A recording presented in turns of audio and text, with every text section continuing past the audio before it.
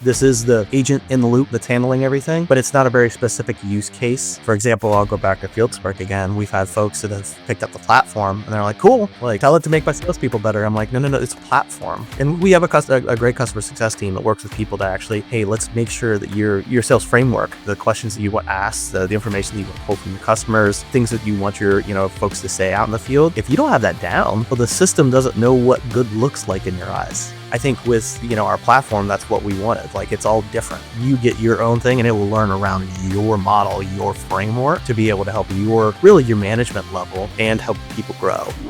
Today's episode is brought to you by one of our show partners, UpFrog. UpFrog is the OG when it comes to pricing transparency online. They find system replacement leads through paid ads and have developed an entire system to drive those hard to find system replacement opportunities, nurture the leads, and book them into sold systems before your team arrives to help you grow your business. Hey, I'm Krista with MarketStorm, and we work with home service companies across the country.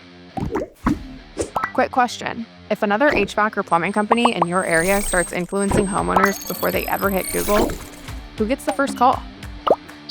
By the time someone searches plumber near me, they've already been researching the problem. We use AI to detect those early intent signals and put your brand in front of them. So when they do search, your name already feels familiar. Visit marketstorm.ai or text us at 213-575-5448. Hello, everyone out there in podcast world. Hope you're having a wonderful day. You're listening to or watching the Service Business Mastery Podcast. I am one of your hosts, Tersh, Blissett, sitting virtually next to my co-host, Joshua Crouch. And we have another Josh on the show today, Josh Martin.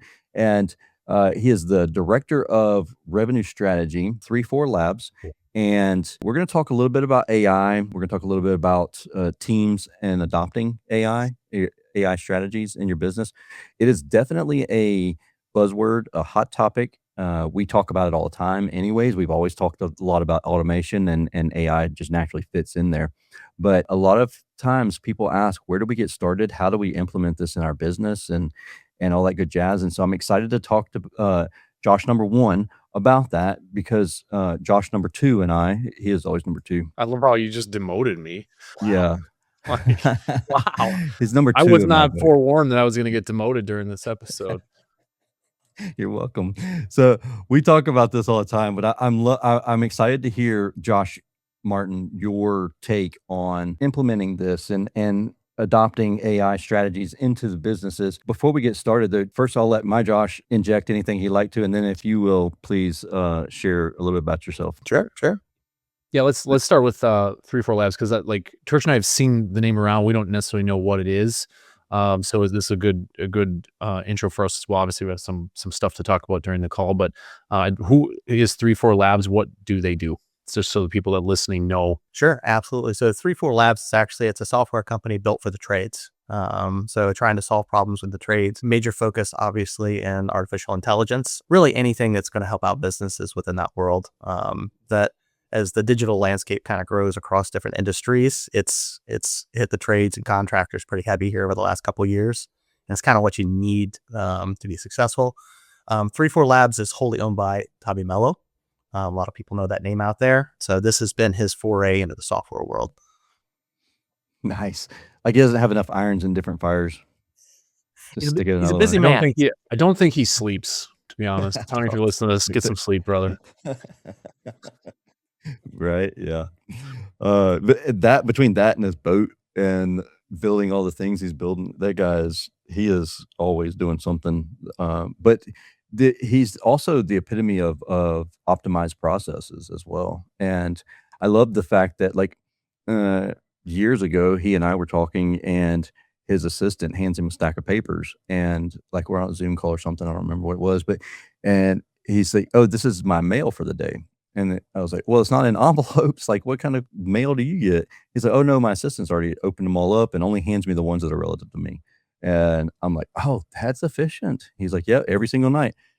And I was like, "That's still a stack of papers." He's like, "Yeah, these are the ones that I actually have to look at, and the rest of them have gone somewhere else to somebody else." I was like, "Oh, that is pretty awesome." Tell us a little bit about yourself and your background, and because you've done a lot outside of the trades also, and so it's really cool whenever we see people bringing in outside thought processes into the trades.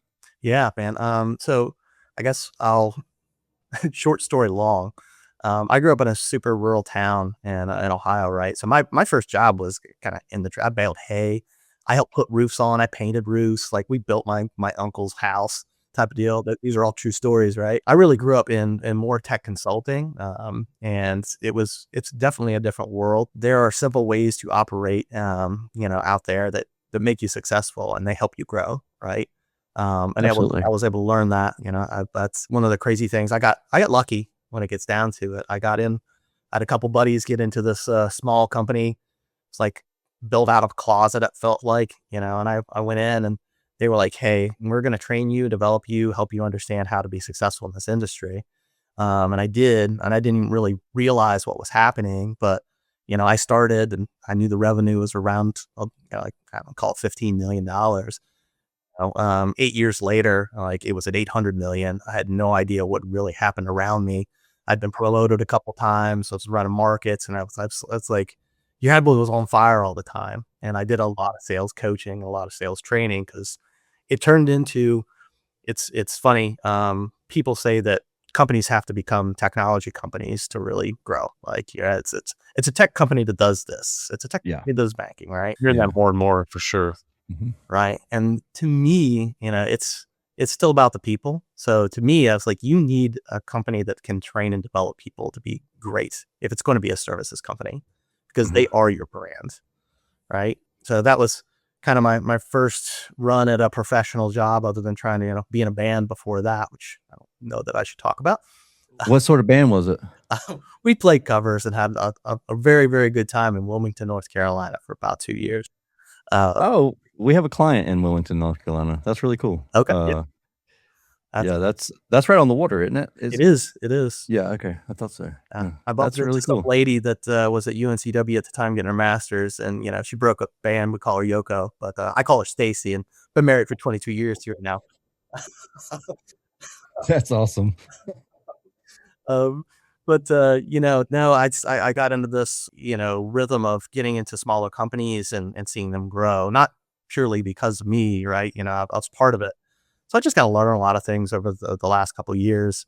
At 20 to say more several years, here fairly recently got on with 3-4 labs. They had some products that I thought were really cool. Heard a lot more talk about, the home services industry, how it's Uh-huh. growing, how it's more stable. Like AI can't make it go away. The tech industry is getting crushed right Yeah. now. If you are a software development company, like, Oh, yeah.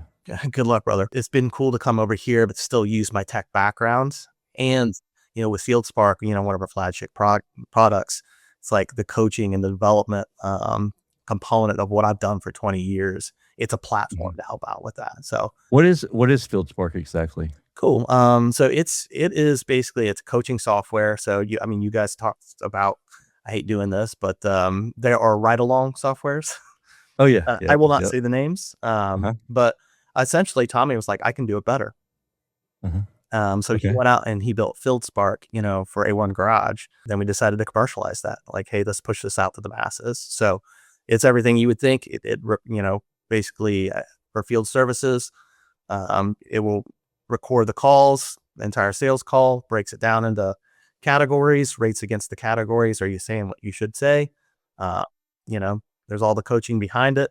So it really helps that middle layer. Like I again was in sales management for a long time and having to go out on the road with somebody, write it all up in an email. Here's the things you did right. Here's the things I'd like you to work on. Takes all of that work and cuts it by 10 times. Yeah. Oh, yeah. Not only that, like the time and the technician acts different when I'm in the band with them versus like whenever they're just doing their thing. Well, And that's like exactly what we're sharing before this. We just recorded an episode. We have a little bit of a break before we recorded this one.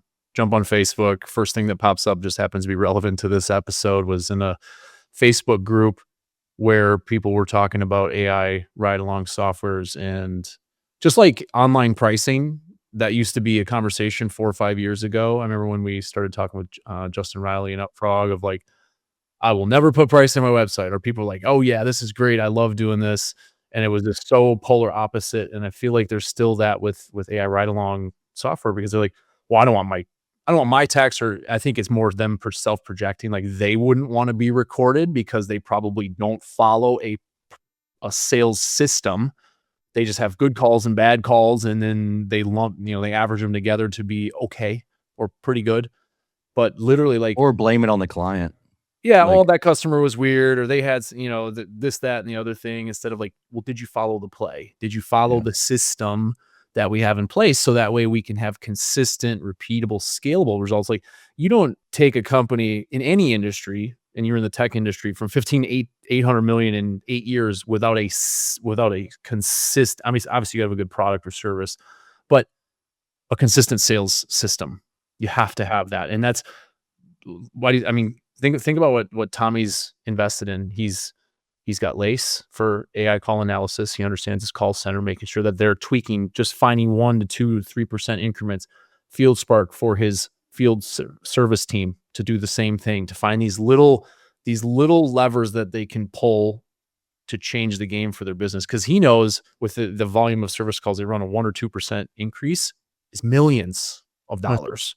It's not a couple $100,000. It's literally millions of dollars. And a lot of that, since they already covered their overhead, that stuff's going for profit.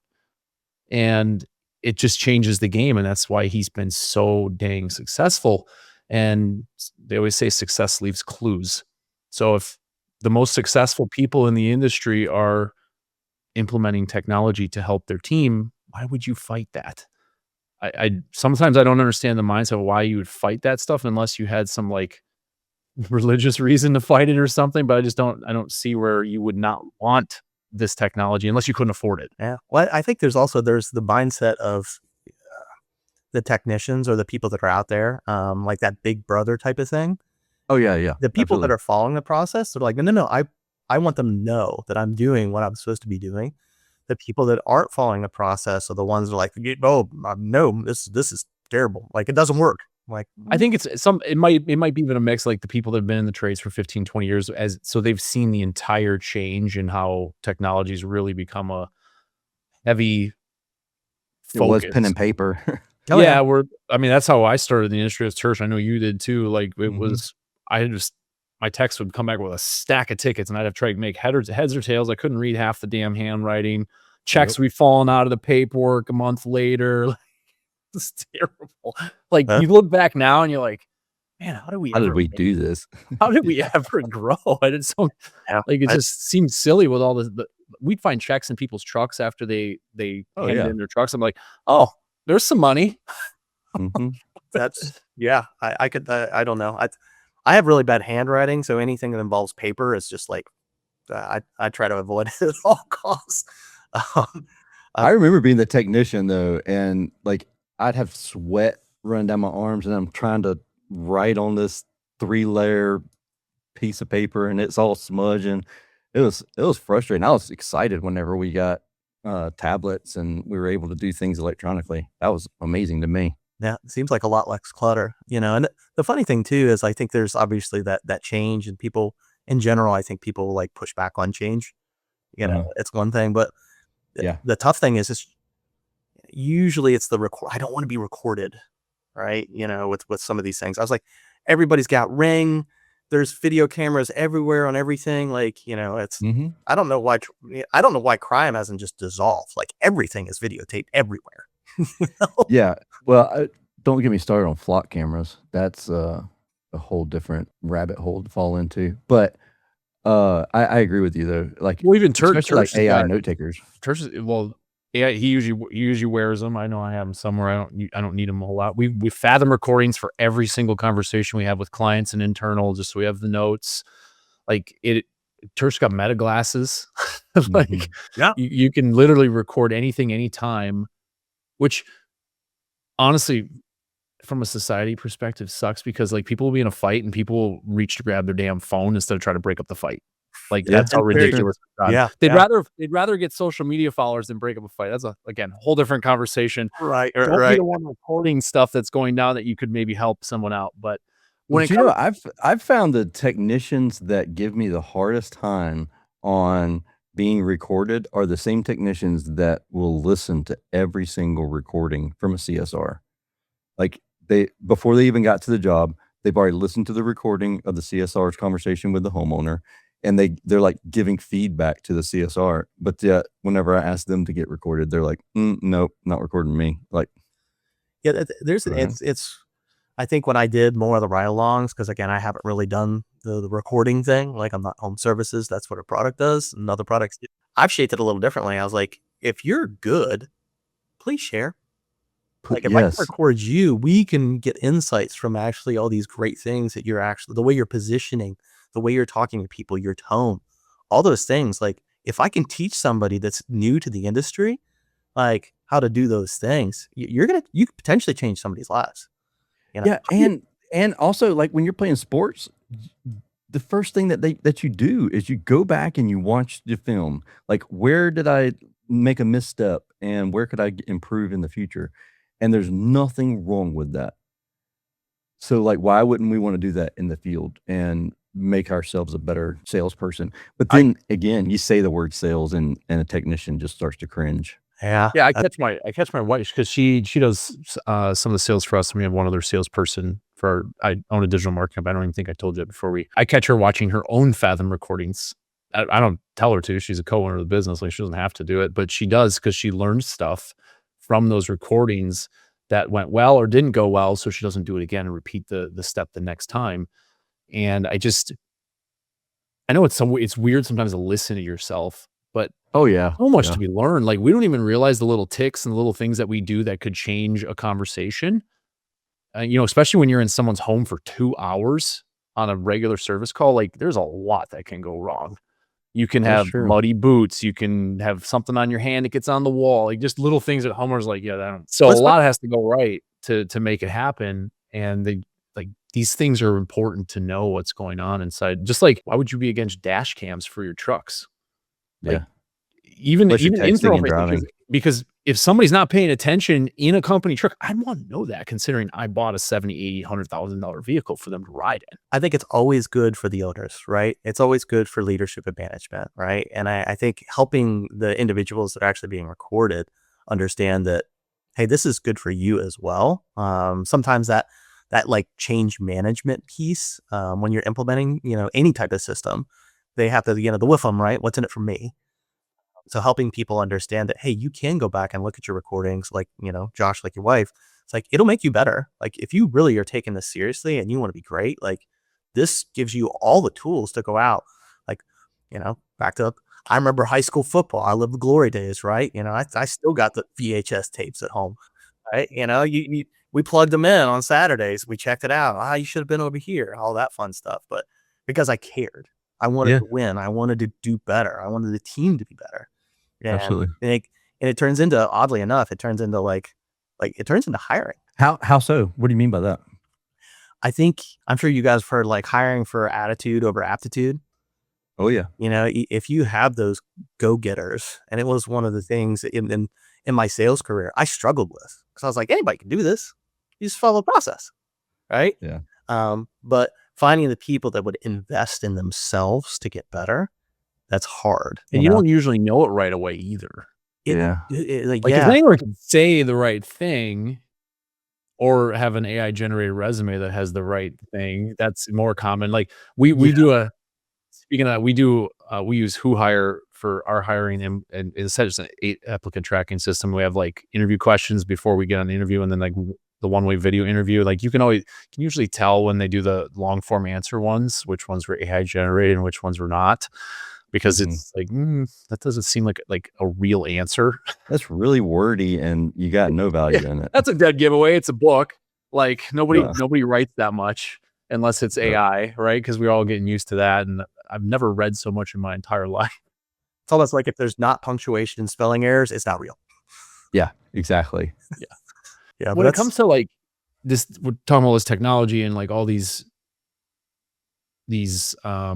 hindrances to get them implemented, what kind of ways would you share to have that conversation with your team? Like, let's say you got some text. Also AI, like work on adding that and working with teams implementing AI. Like, how has that been? Because I mean, some companies that I've worked with, they are like, everybody wants it, everybody's excited about it, and then other companies, they're like, won't work in our market. we can't do it. Mm. And like, well, you don't have to use it the exact same way that company A used it. You can do a different way.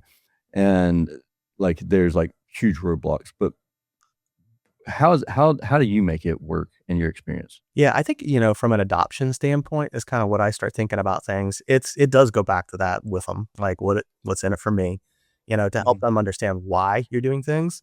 Also, I think at a leadership consultant I got to work with a little bit, through a company is this crazy, like Zabe Scott with one T. Those Scots are always a little, uh, but he was special ops. He was what, Delta? Okay, so This- it's special ops. Yes, he was like, and he always said words mean things, and I was like, Okay. well, I got it, Scott, but Yeah, certain words mean a lot to people, right? Artificial intelligence scares the crap out of people, right? So true. when you say AI, sometimes maybe you should say we're going to use technology.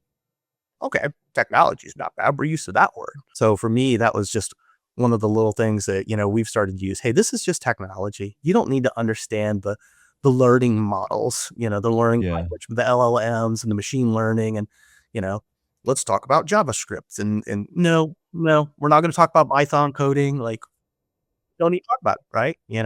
Hey, this is technology to help you guys be more efficient so you can get your 40-hour week done in 40 hours instead of working 60 hours.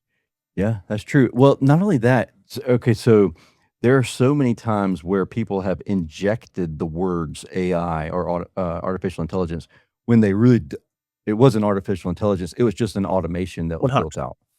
And there are times where like I've gotten so jaded. Now I can recognize them better now, but man, in the past, I don't know, year to 2 years, Josh and I both, we would see people that were like, "Hey, yeah, this AI tool," and then we start messing with it, and it's like, "This isn't AI at all. This is just an innate in automation. Like, what are we do?" Like, and then we would get so irritated, and then it's like, "All right, it's the buzzword.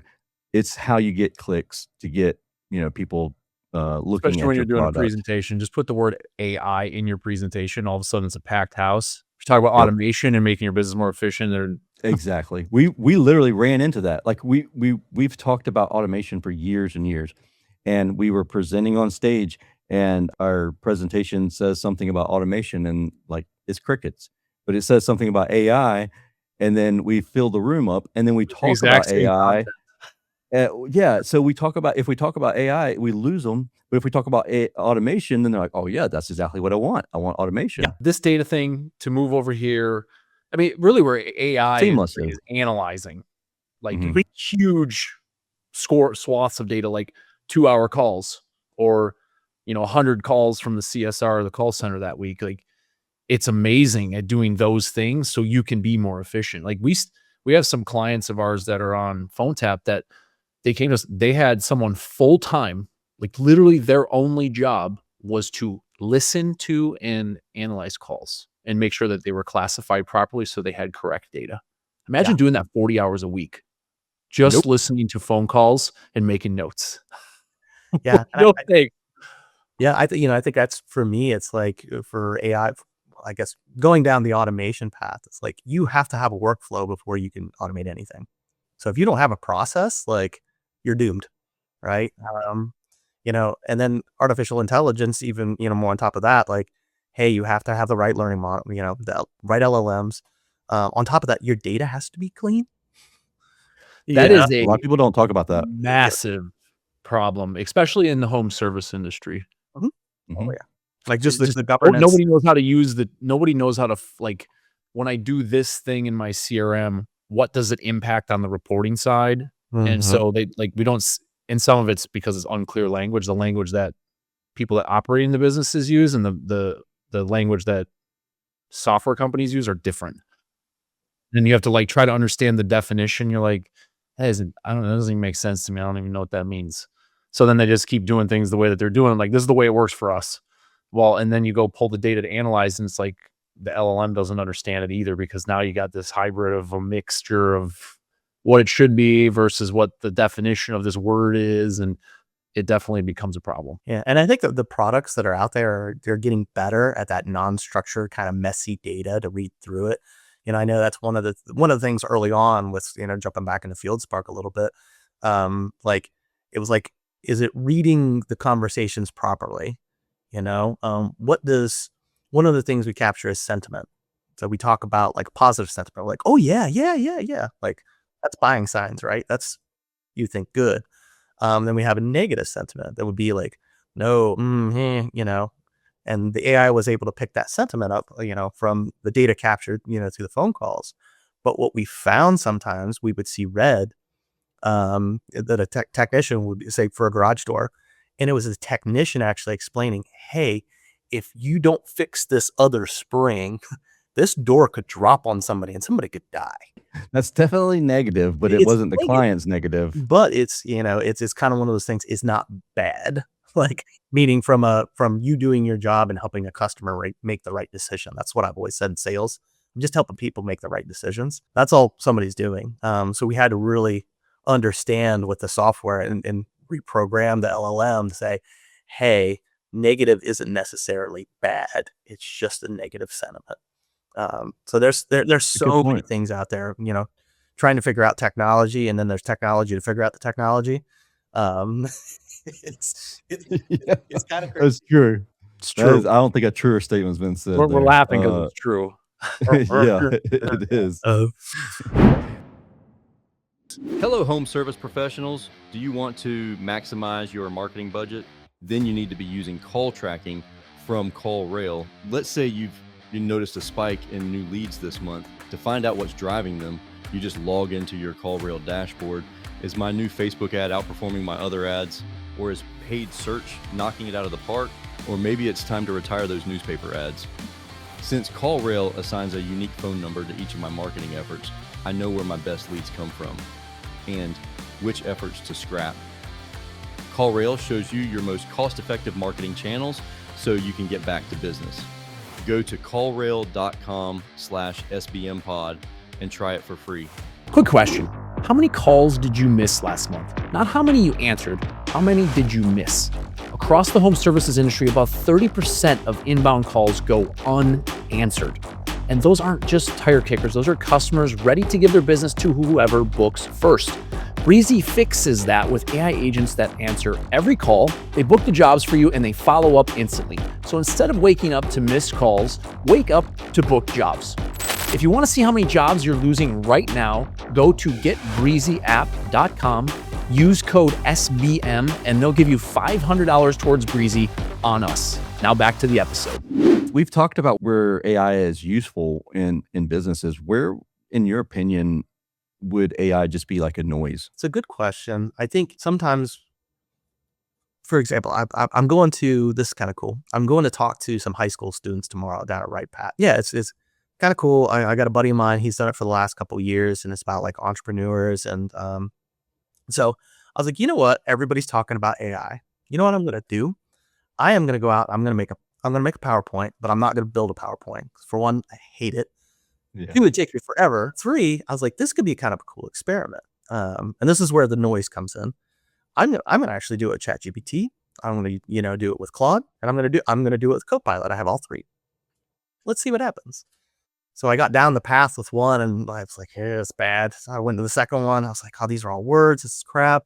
And then I got into the first one. And I was like, well, what if I take it, the product that I had from the one that I liked, and put it back into one of the, you can just get lost in it. Oh yeah. Especially that's a rabbit hole. That's a for lot sure. of time for sure. Yeah, If you, like especially on you don't know, YouTube night, you don't know looking what the outcome. You don't know what the outcome you want to be is. Yeah. But not to add another tool, you should have tried Manus. Man, that's another one. Manus has done some really good PowerPoint stuff for me in the past with very little, like not a lot of prompting outside of some brand guidelines. I'll tell you a really cool one too is Claude's PowerPoint integration. So like when you open up PowerPoint, it actually has Claude in the PowerPoint with it. Really? And it'll like boom. Like I was in front of a class teaching a class in Washington, and I was just demonstrating the different AI tools and their capabilities and things like that. And I opened up the PowerPoint presentation for the day, and I opened up the Claude integration on the right-hand side of the screen and showed people. I was like, okay, so take this entire presentation and change the color code to purple and pinks. And we watched it, and it literally just changed the entire presentation. If the color codes previously didn't match the pink and purple, then it changed it all, so it matched it very well. And people were like, oh, that was like completely useless, but very interesting that it could be done. Yeah. Well, I think the funny thing, and it's back to like when you guys were saying earlier, back to the noise piece with AI.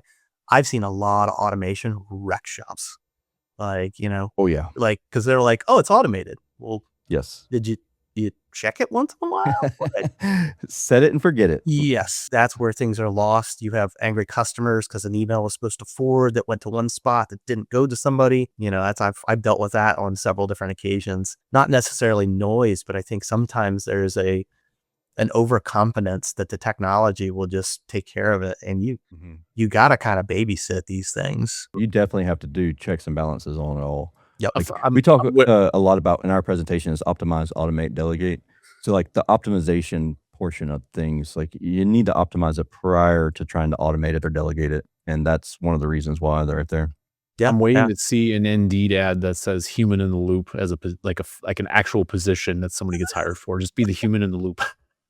I know we talk about, like, I talk about that too, because we have some stuff running that we have it overseen by humans, but it is running. But I'm definitely not at the level of like just letting things just run. There's some people out there that probably trust that stuff more. I'm like, I just know I do not want to come in one day and realize we screwed something up big. Like you could ruin yourself. And so it's probably going to take me a few years to get to the point of like, okay, this is really good. I don't need to touch this anymore. But the human in the loop, I think, is the piece that most people miss. Like we just talked about this with CallRail in our last recording. These guys set up AI voice to help with overflow and stuff like that, but they set it up once and then they just kind of let it run instead of like analyzing the calls. How did it do? What do you want done differently? How did it mishandle this one? What would you like done the next time that happens? And they don't change that process, or they don't adjust it. They don't have anyone watching it. And that's where and it's like, wow, it doesn't work. It's just like anything else, right? It doesn't work if you don't do anything with the information. The information is only good if you take action. It's just like, I saw a quote, and of course can't remember the quote now, but like something about applied knowledge. Because like you can read a lot of books, but if you just read books and you don't do anything, it's useless. It's just a waste of your time. You have to apply the knowledge you learn through the books that you read or the videos you watch for it to be valuable. And I think to the point of, we've talked about this a lot today, is this can also be data overload. It's like, what do I do with it? And that's I feel like that's where AI can be really useful. It's like, okay, I got all this data, break it down for me dummy style. Like, I'm a 5th grader, I have no idea what I'm looking at. Break it down. What can I do with this? And it does usually a pretty good job of taking that information and making it something useful that everyone can understand, even if it's almost like a foreign language to you. Yeah, I think that where it does play out well. I think where people are going to get into trouble, they're like, this is the agent in the loop that's handling everything, but it's not a very specific use case. For example, I'll go back to FieldSpark again. We've had folks that have, picked up the platform and they're like, cool, like, tell it to make my salespeople better. I'm like, no, it's a platform, right? You have to like, and we have a great customer success team that works with people to actually, hey, let's make sure that your sales, I don't like to call it process because that's a different to me after as a sales coach, but your sales framework, right? And the questions that you want asked, the information that you want to pull from your customers, the things that you want your, folks to say out in the field. If you don't have that down, well, the system doesn't know what good looks like in your eyes. Yep, that's true. So I think, that was, and it's not the exact same for every company either. 100%. And that's, I think with, our platform, that's what we wanted. Like, it's all different, right? Like, you get your own thing and it will learn around your model, your framework to be able to help your management level and help people grow. But if you don't have that, that's what would you say? Yeah. What would you say to those who maybe even wanting to sign up for it, but they don't even have that laid out properly? Here's what I tell most people. If you have more than like 2 folks that are selling, you have it somewhere. You know what I mean? Somebody just needs to take and this is where maybe AI, you can just like, hey, this is what I would do in a sales call. It might build something for you that's a little bit, and then you tweak it. Yeah, like a rough Um, outline. But yeah, but like I do when we talk to companies that are like, hey, I got 5 technicians, my goal is to double in size next year.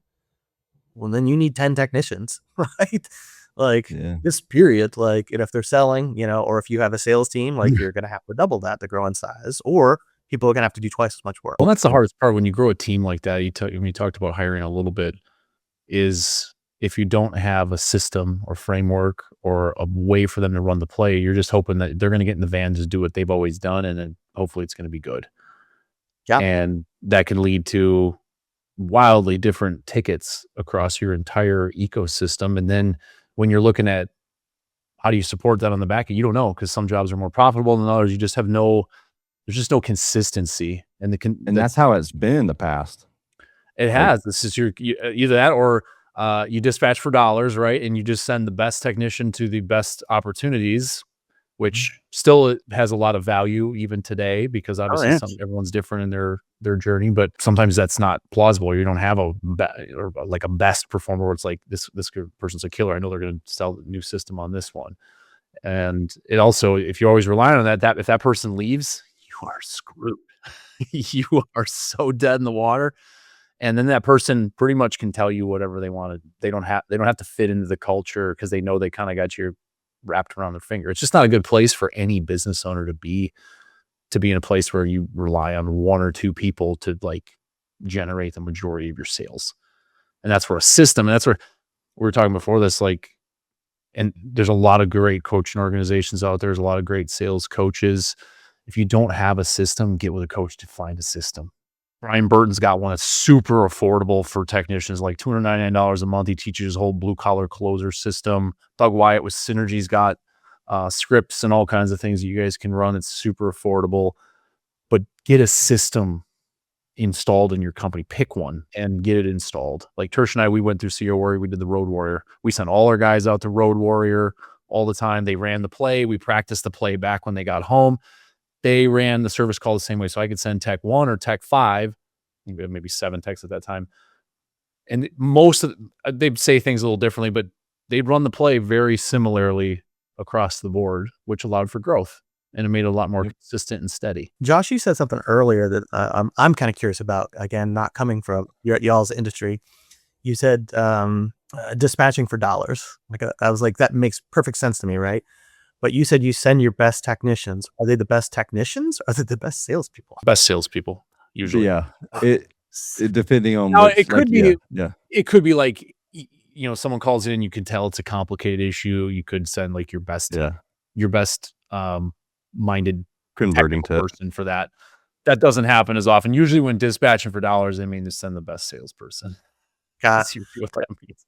Best salesperson to the best opportunity, or the best closer to the best opportunity. So again, I came from the tech world, right? So what I ended up doing is doing coaching with people they're actually like software engineers, because if you think about it, you're talking to people about a problem. Like if you put in somebody out there that doesn't know much about an HVAC, but it's like, hey, ho, and slick back hair and, gold rings, like salesperson, people are going to hate them, right? Yeah. But in the tech world, we put salespeople out that talk to executives, and we work with like Fortune 500 companies. These are big companies, B2B. I could talk most of the tech talk pretty well, but I was never an expert, right?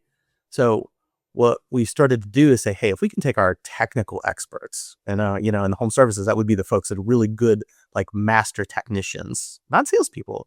And then we taught them the skill set of sales, and not necessarily upselling or getting people, but like, sure. Hey, provide good, like information-based advice to your customers and give them the options. Let them decide. Yeah. And then you're just providing advice around it. Like, hey, option 1, 2, 3, very, that's pretty standard out there anymore. This is your good, better, best. Best, here's why you might want to do it. Good, here's why you might want to do this. And so I think for me, it's like sometimes also understanding that going back to like, hey, we send our best technician. Well, there's 2 different skill sets that you have in people out there when they're doing 2 different jobs. There's a sales job, and there's actually broken stuff. Just little things to think about in my mind. So I dealt with it again in a different industry, and I'd be like, man, Sure. if you could just vocalize the problem a little bit better with people, you'd be so much better at pulling in business. And quite honestly, the customers would be happier because they Yeah. want to take your advice, but you're not like Explaining it. explaining it in the right way. And then also the big things that we've seen as we're coaching folks, it's like they're afraid of the ask, Yeah. right? It's That's that pretty last common. that list. People call it closing. All it is asking, hey, Yep. you want me to do this? I'm here. And people are like, well, All right, we'll send you an invoice or we'll send you an estimate. right. Literally because of that problem, I don't know if Josh, if you've run into Joe Crisari, he literally essentially coined the phrase, what should we do? Because nobody wanted to ask. So he coined a phrase that everybody knows him by now. Because you say, what should we do? And everyone's like, oh, it's Joe. Yep. Yeah. So, but it's because they don't know how to ask, or there's a lot of psychology behind that too. I've listened to Brian Burton talk about that, Doug Wyatt with Synergy and some of these other people. And it's like, there's a lot of psychology about how they go about asking, but it has to be comfortable. Mhm. Like if it feels forced, it's going to feel Yes. forced for the homeowner. And then Uh-huh. it's just going to feel icky. It's like, well, that was really awkward. Almost Yeah. like make your skin crawl type of moment. And so you like, and it, I guess back to like tone to me is very, very important with people. Like if they don't feel comfortable, like it doesn't feel good, and they'll clam up. They won't make a yes or no decision, which is really what you're looking for. Like, I don't care if it's yes or no, but like, I'd like to know what to do. Like, Yeah, exactly. and if you're in the middle, well, I haven't given you enough information to help you make a decision. And that's part of my job, right? Because you have a problem, you need it solved.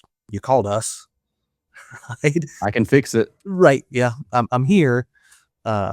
So, but putting that in a way that makes people comfortable is going to be, there's a lot to it. Yeah, I agree. 100%. Josh, you got anything? We're running up on time. Yeah, here. no, this is great conversation. I think there's a lot of good nuggets here for people that are listening.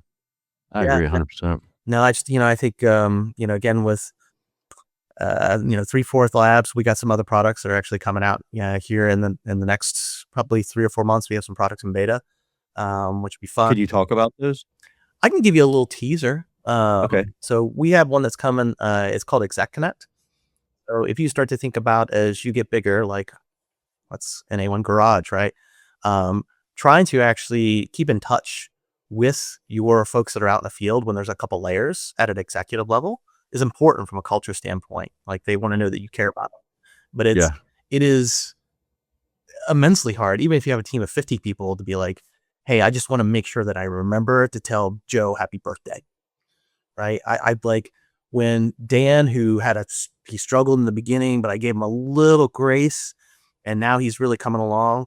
When he closes his first $1 million in a year, like I want to make sure I give him a shout out. It's the purpose is in the name, right? Keeping executives connected with folks that are out in the field. So that's something that's going to come out here. I think we'll probably roll it in the next 3 or 4 months. Okay, cool. I'm excited to check it out and see Yeah, more about it. Just so people know, it's 3/4 Labs, but it's the number 3, the word spelled out 4. So 3FOUR labs.com if you want to check some of that out. Otherwise, unless you guys own 34labs.com, like the worst Numbers. case, be a good domain to add. Tersh is like a domain whore. So I've logged into his thing the other day. He's got like tersh.co, tersh.org, tersh.whatever. I got Josh's too on there. He's Just waiting for it. I'm trying to find one of the domains because I was trying to fix something for us. What? I don't remember what you were doing. Dude. I'm like, you can go crazy with that stuff because they make it so easy on GoDaddy or whatever just to check out and buy all these domains with all these different things. Anyways, cool. Josh, it was great hanging out with you today and learning more about FieldSpark and talking sales and systems and all the fun stuff. You got And AI. I really appreciate it, guys. AI, maybe automation too. Yeah, a little bit. Tersh, Josh, absolute pleasure, guys. We appreciate it. Touch and we'll keep rocking and rolling. Yeah, absolutely. Thank you. See y'all. Thank you for listening to this episode of Service Business Mastery. Now that you are equipped with essential business advice from this impactful conversation, you are one step closer to becoming the successful owner of your dreams. If this episode has been helpful to your business journey, don't forget to subscribe to the show, leave a rating, and share it with other owners as well. Visit servicebusinessmastery.com to learn more.